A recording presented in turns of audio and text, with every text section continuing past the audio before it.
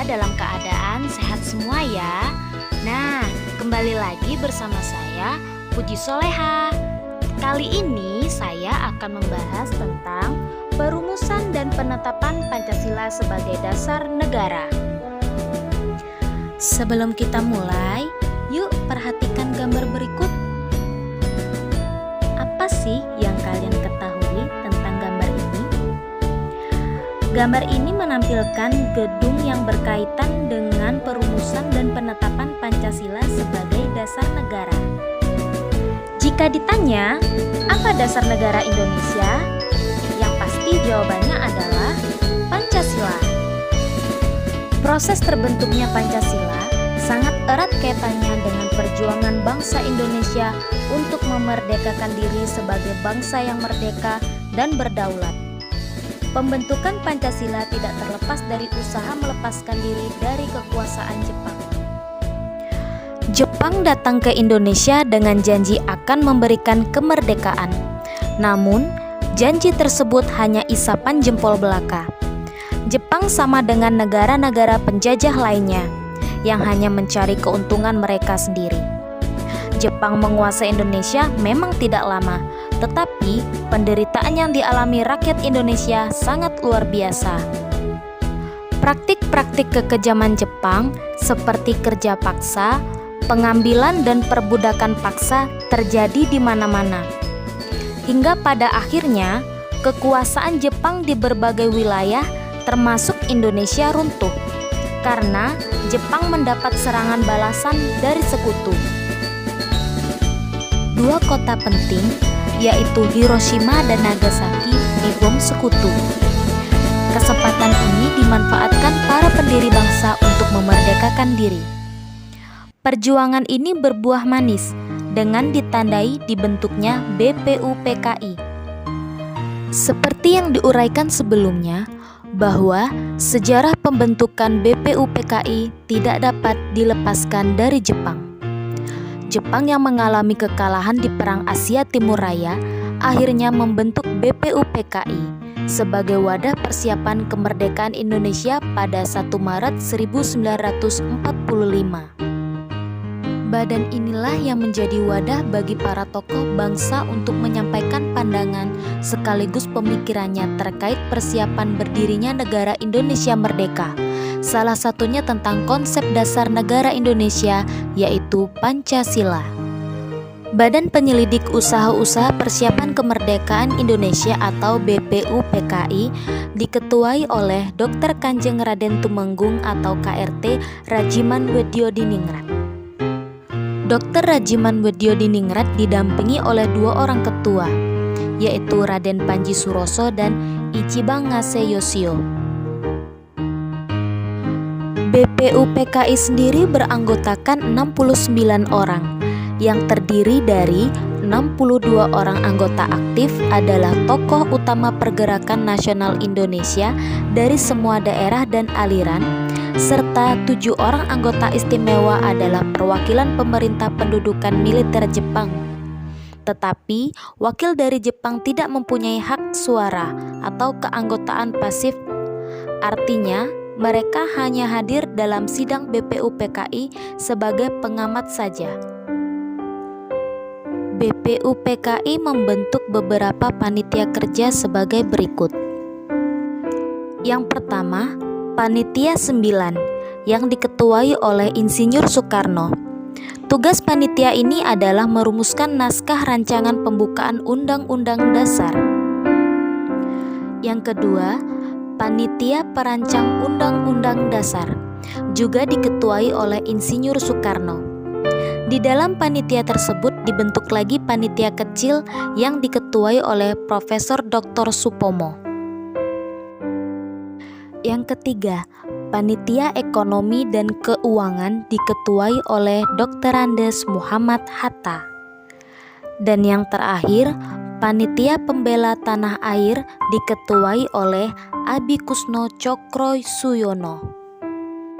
Panitia Perancang Undang-Undang Dasar membentuk panitia kecil. Panitia ini diketuai oleh Profesor Dr. Supomo. Adapun anggota panitia kecil perancang Undang-Undang Dasar terdiri atas Profesor Dr. Supomo Wongsonegoro, Ahmad Subarjo, A.A. Maramis, R.P. Singgi, H.A.M. Agus Salim, dan Dr. Sukiman. Tugas panitia ini membuat rancangan Undang-Undang Dasar.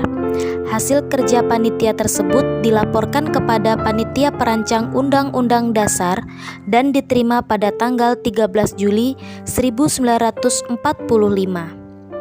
Pada persidangan tanggal 14 Juli 1945, Insinyur Soekarno melaporkan hasil kerja seluruh panitia yang mencakup 3 hal, yaitu 1. Pernyataan Indonesia Merdeka, 2. Pembukaan Undang-Undang Dasar, 3. Undang-Undang Dasar itu sendiri. Proses perumusan dan penetapan Pancasila sebagai dasar negara. Badan Penyelidik Usaha-Usaha Persiapan Kemerdekaan Indonesia atau BPUPKI mulai menjalankan tugas dengan menggelar sidang pertama yang berlangsung pada tanggal 29 Mei sampai dengan 1 Juni 1945. Pada sidang pertama, ada 3 tokoh yang menyampaikan pandangan terkait dengan dasar negara, yaitu Mr. Mohyamin, Profesor Dr. Supomo, dan Insinyur Soekarno. Sidang BPUPKI pertama. Pada tanggal 29 Mei 1945, Mr. Muhammad Yamin menyampaikan gagasannya secara lisan mencakup kelima hal berikut. Pertama, peri kebangsaan. Kedua, peri kemanusiaan. Ketiga, peri ketuhanan. Keempat, peri kerakyatan. Dan yang terakhir, kesejahteraan rakyat. Setelah selesai berpidato, beliau menyampaikan gagasannya terkait dasar negara secara tertulis. Gagasan tersebut meliputi hal berikut. 1. Ketuhanan yang Maha Esa. 2. Kebangsaan Persatuan Indonesia. 3. Rasa kemanusiaan yang adil dan beradab. 4. Kerakyatan yang dipimpin oleh hikmat kebijaksanaan dalam permusyawaratan perwakilan. 5. Keadilan sosial bagi seluruh rakyat Indonesia. Pada tanggal 31 Mei 1945, Profesor Dr. Supomo menyampaikan gagasan mengenai dasar negara. Beliau mengajukan gagasan dasar negara sebagai berikut. 1. Persatuan. 2. Kekeluargaan. 3. Keseimbangan lahir dan batin. 4. Musyawarah. 5. Keadilan rakyat. Kemudian, pada tanggal 1 Juni 1945, Insinyur Soekarno mengusulkan 5 asas dan dasar negara yang dinamakan Pancasila dengan rumusan sebagai berikut. 1. Kebangsaan Indonesia. 2. Internasionalisme dan peri kemanusiaan. 3. Mufakat atau demokrasi. 4. Kesejahteraan sosial. 5. Ketuhanan yang berkebudayaan. Untuk menuntaskan sidang pertama BPUPKI, dibentuklah panitia kecil yang bertugas merumuskan dasar negara. Selanjutnya, pada tanggal 22 Juni 1945, Panitia 9 mengadakan sidang untuk membahas hasil sidang pada tanggal 29 Mei sampai dengan 1 Juni 1945. Di dalam sidangnya, Panitia 9 mampu menghasilkan Piagam Jakarta atau Jakarta Charter yang di dalamnya terdapat rumusan Pancasila sebagai berikut. 1. Ketuhanan dengan kewajiban menjalankan syariat Islam bagi pemeluk-pemeluknya. 2. Kemanusiaan yang adil dan beradab. 3. Persatuan Indonesia. 4. Kerakyatan yang dipimpin oleh hikmat kebijaksanaan dalam permusyawaratan dan perwakilan. 5. Keadilan sosial bagi seluruh rakyat Indonesia. Sidang BPUPKI kedua. Sidang BPUPKI kedua dilaksanakan pada tanggal 10 sampai dengan 16 Juli 1945. Pada sidang kedua BPUPKI tidak hanya mengagendakan pembahasan masalah dasar negara saja. Sidang ini membahas tentang bentuk negara dan batas wilayah serta menetapkan pembentukan 3 panitia, yaitu Panitia Hukum Dasar, Panitia Masalah Ekonomi, dan Panitia Masalah Bela Negara. Dalam sidangnya, pada tanggal 11 Juli 1945, Panitia Hukum Dasar yang membahas rancangan Undang-Undang Dasar membentuk panitia kecil yang diketuai oleh Profesor Dr. Supomo. Pada tanggal 14 Juli 1945, Insinyur Soekarno selaku Ketua Panitia Hukum Dasar melaporkan hasil kerja panitia kecil kepada sidang. Laporan tersebut isinya meliputi pernyataan Indonesia Merdeka, pembukaan Undang-Undang Dasar, dan batang tubuh Undang-Undang Dasar. Sidang BPUPKI menerima secara bulat hasil kerja panitia.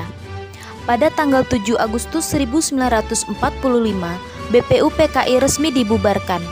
Pembubaran tersebut dilakukan karena BPUPKI dianggap telah menyelesaikan tugasnya.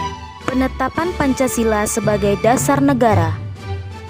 Setelah dibubarkannya BPUPKI, dibentuklah wadah baru, yaitu PPKI. PPKI jika dibandingkan dengan BPUPKI memiliki perbedaan. BPUPKI ditetapkan oleh Panglima Tentara ke-16, sedangkan PPKI ditetapkan oleh penguasa perang tertinggi Jepang di Asia Tenggara.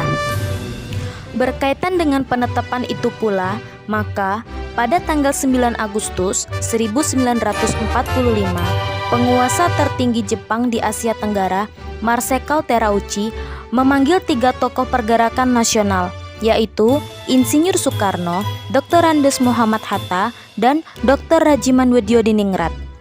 Ketiga tokoh tersebut diminta berangkat menuju markas besar Terauchi di Dalat atau Vietnam Selatan.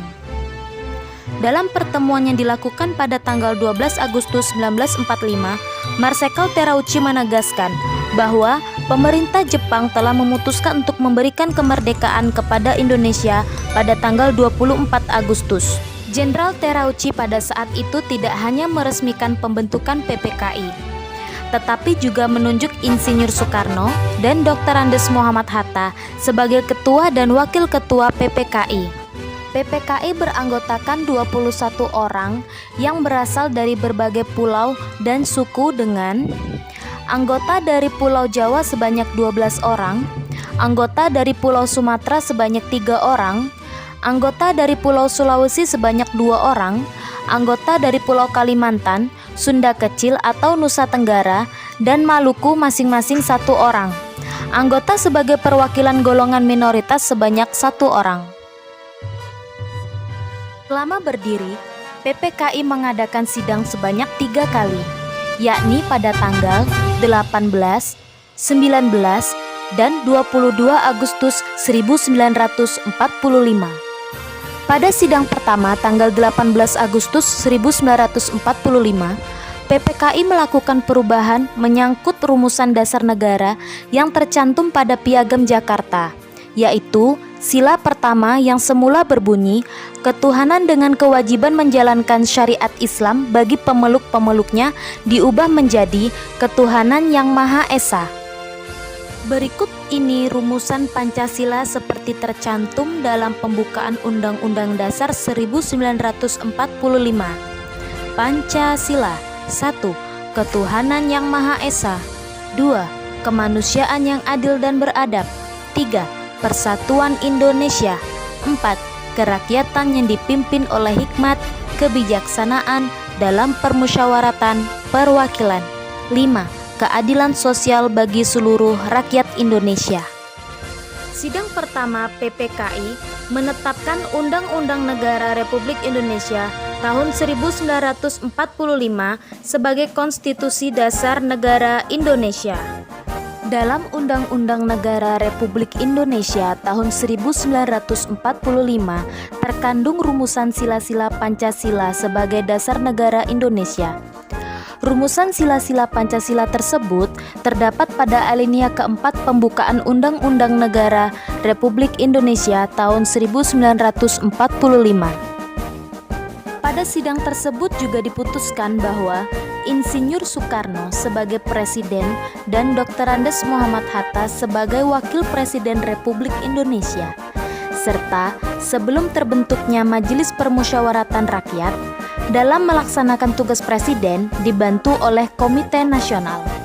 Nah, sekian dulu ya penjelasan tentang perumusan dan penetapan Pancasila sebagai dasar negara. Jika suka video ini, jangan lupa like dan subscribe ya. Sampai jumpa di lain waktu. Wassalamualaikum.